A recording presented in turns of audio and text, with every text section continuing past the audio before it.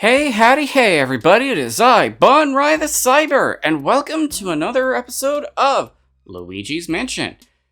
This is going to be a bonus video of sorts, not only showcasing the ranks of the ghosts that I caught in a more clear aspect, but I'll also be covering some info that I have either misunderstood or haven't covered throughout the rest of the episodes. And I think I'm going to start with the poltergeist itself.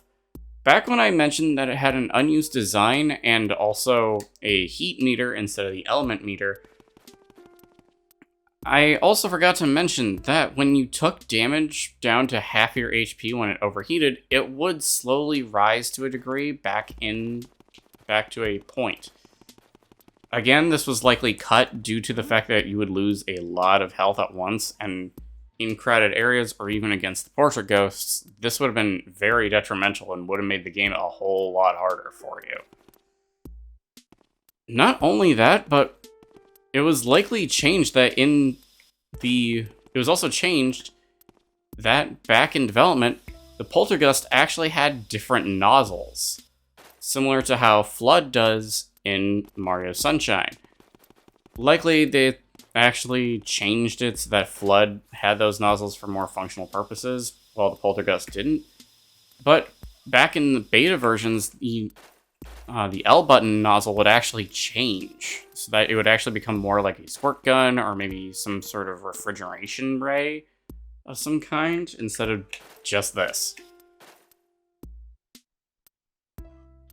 Other versions include being able to spray elements indefinitely instead of having a meter, though only suspected to have that for the water function, not the fire or ice.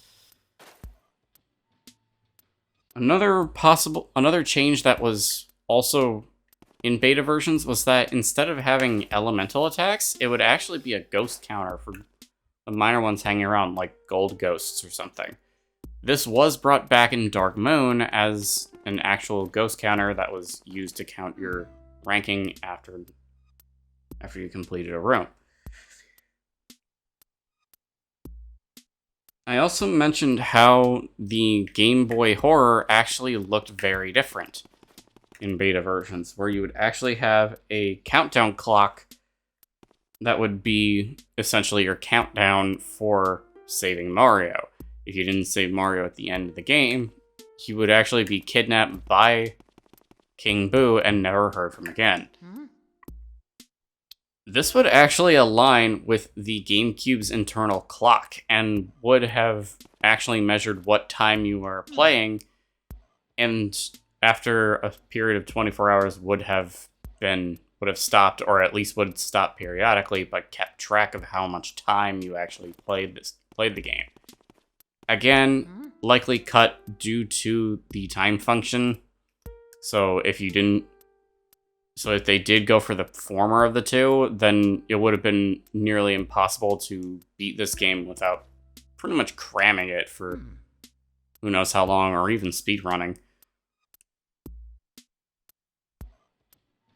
Others include early ghosts. I mentioned in an earlier episode that there was a Safari ghost that was fan-made, who would have been in the Safari room, and you would have had to fight against him and his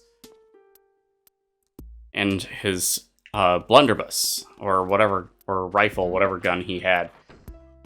But an actual ghost that was programmed into the game but taken out was one that you would have fought in the kitchen.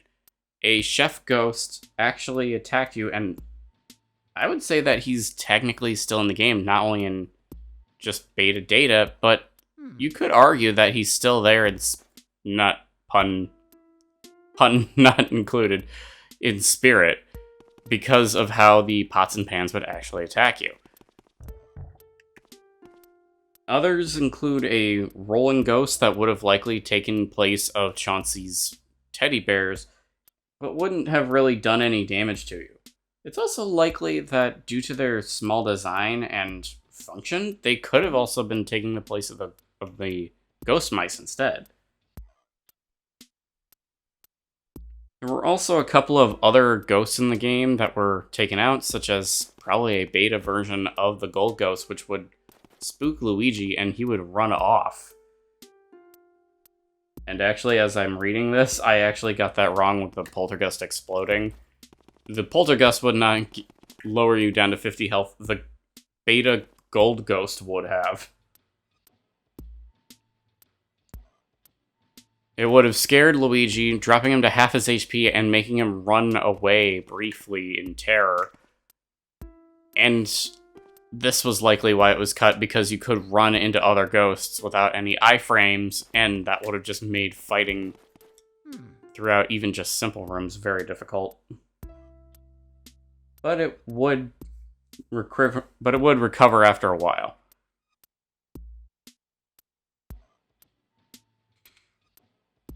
Kind of backtracking a little bit to the chef ghost.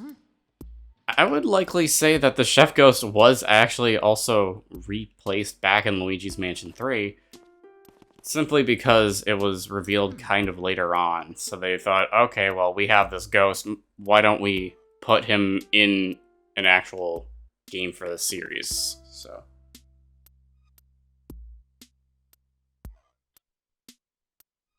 there's also a couple of unused models, including one for a phonograph that was likely to be put in the game, I want to say maybe in the conservatory, due to its music theming, and even has 2 animations to it that could likely be programmed back in the game with hacking, which I do not recommend.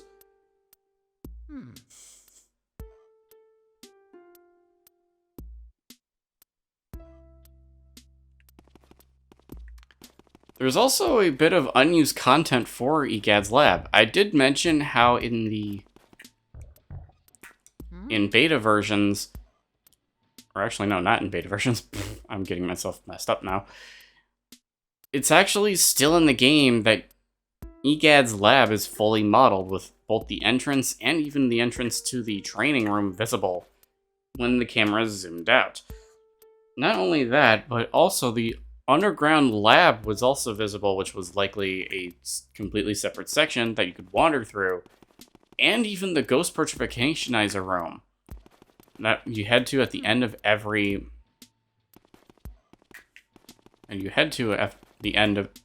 area would have been fully modeled, and Luigi could have wandered through there at any point.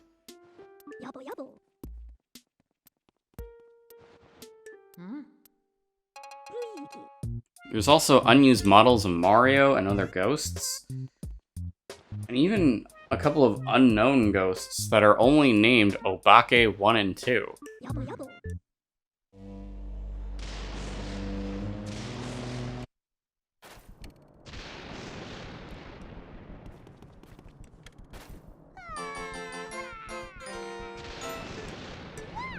In addition to that, there's also unused screenshots of the game, or just images of different rankings that Luigi would have had. Instead of rankings for just the mansion itself, you would have also had 3 different rankings for Luigi. One where has a double peace sign, which was likely the best rank in the game.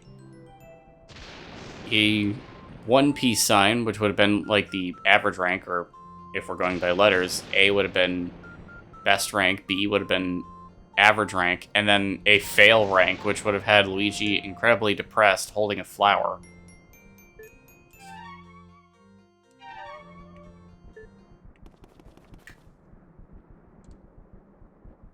There's also a cutscene that I do remember, but I can't find info for, and I know that others have somewhere.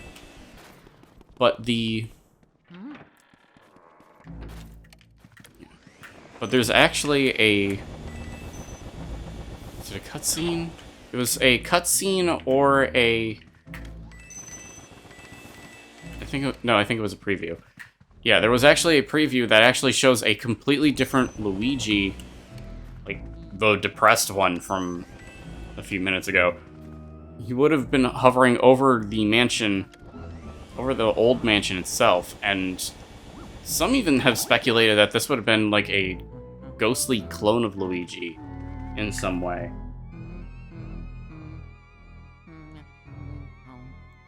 There's also 2 unused ghost guys that would have appeared in the game.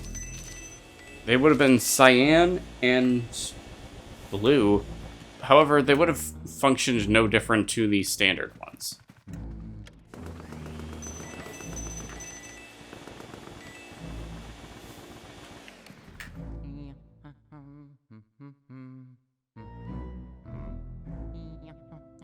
In addition, there's also other things, such as how multiplayer was not just an added thing onto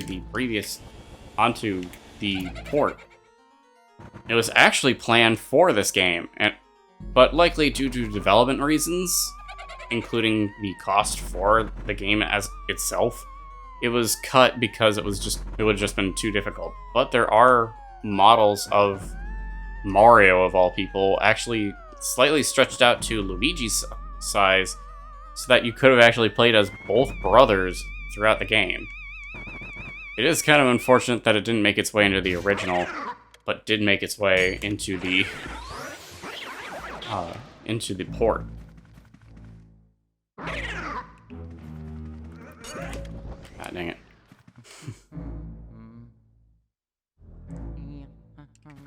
Onto the sound, there's actually unused music. There's unused music and audio clips, including ones of Luigi saying, "Nice doggy." Ow! Oh, nice doggy! Nice doggy! Oh, pet, pet. Nice doggy, which would have been when you fought Spooky. The difference between that is that... Well, actually, no, not even the difference. It's likely that, yes, this was used for when you fought Spooky, but they also brought it over for Dark Moon. I want to say maybe the files were just copied over, but I highly doubt that would have been the case, because then they would have had to upscale the audio somehow. There was also a completely different intro theme that included Luigi screaming.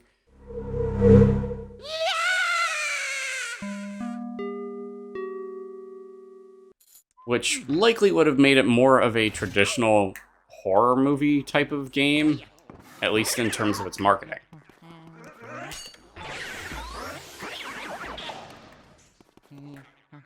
There's also different room clear themes.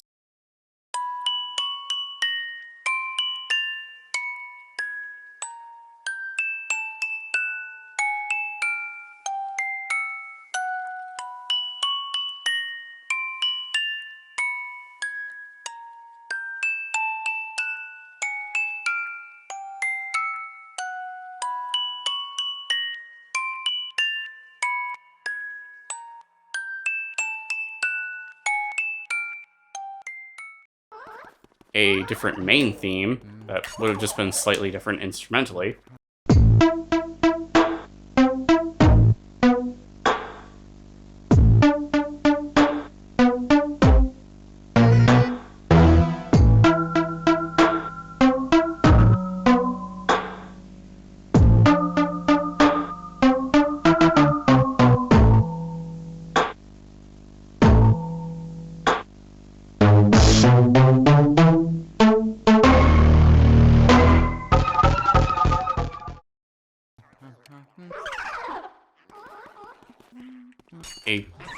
There's also audio files for there's also an audio file for a completely different cutscene for Bogmire.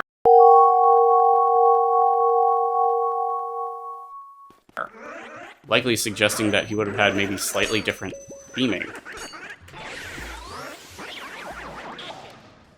Or at least would have been much more spooky for other players.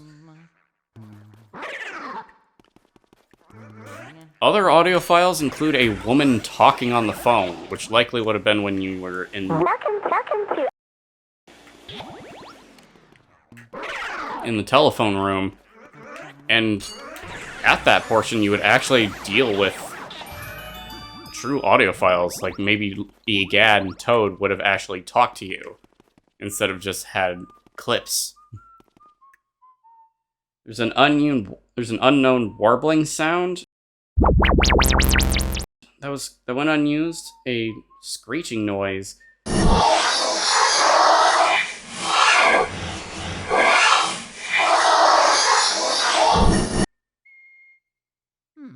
And some other just random sounds that would have been somewhat ghostly. Said sound effects include an unknown drum beat similar to Tataka's song, a Super Mario Bros. Fanfare jingle, which is an early version of the jingle that plays when the boos are released, a recording of Unknown Purpose, similar to the Room Clear theme,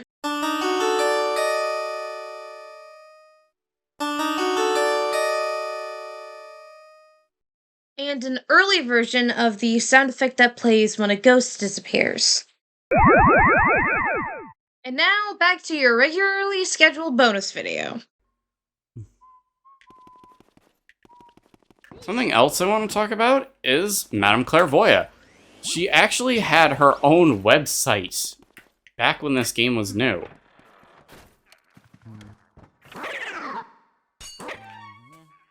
Dang it.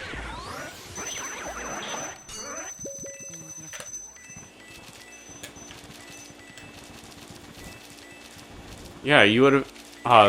the website itself would have been just Madame Clairvoyant, and it would have played like a Magic 8-Ball.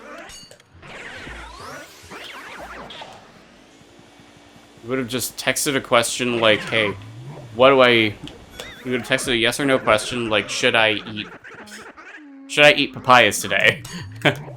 And she would have answered with anything from a yes or no question, from just the standard yes or no, to a... Should have answered from a standard yes or no to even having a fit.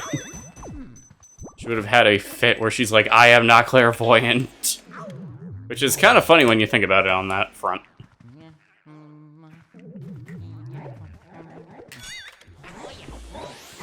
But yeah, that's quite a lot of unused content. I think there's actually even still images of Egad with the prototype poltergust. There's also different images from early beta versions, including the pause menu image being slightly different.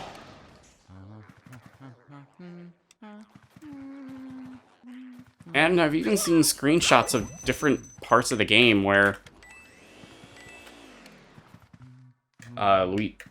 Luigi's actually looking at the camera, almost like they wanted to make an homage to Ghostbusters in full.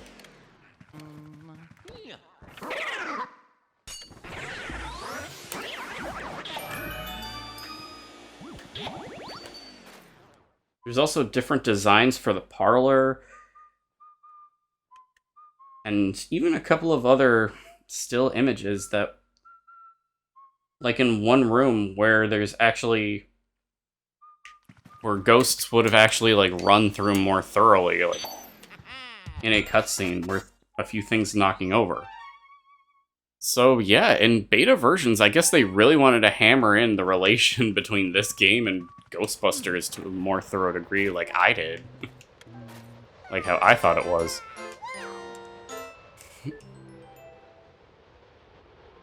But yeah, that's... I'm sure there's definitely more beta info about this game. Including the info regarding the multiplayer, how the late Iwata himself actually confirmed that this was supposed to have multiplayer. And because this was also a tech demo game for the GameCube in a sense, like a release title for the GameCube, it was initially meant for the N64 and the disk drive. However, due to the disk drive failing, it had to be ported over to the GameCube and N64 in whole. But there was also there's also other things, such as how the GameCube was also supposed to have a peripheral for it that would have made it into a more 3D experience. The problem with it is that the add-on would have actually cost more than the GameCube itself, so it wouldn't have been financially feasible, so they scrapped it all together and made Luigi's Mansion how they could.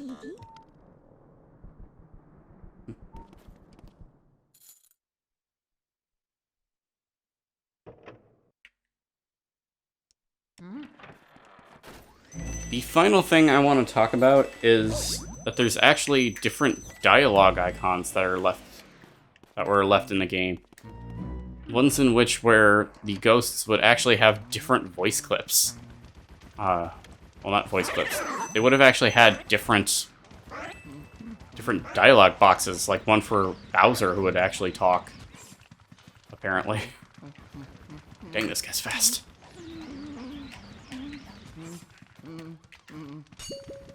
Oh well.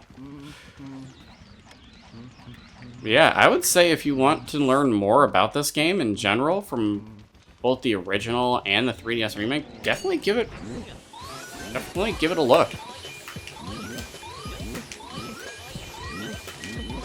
It's definitely an interesting game to think of as because it was originally meant to be a tech demo.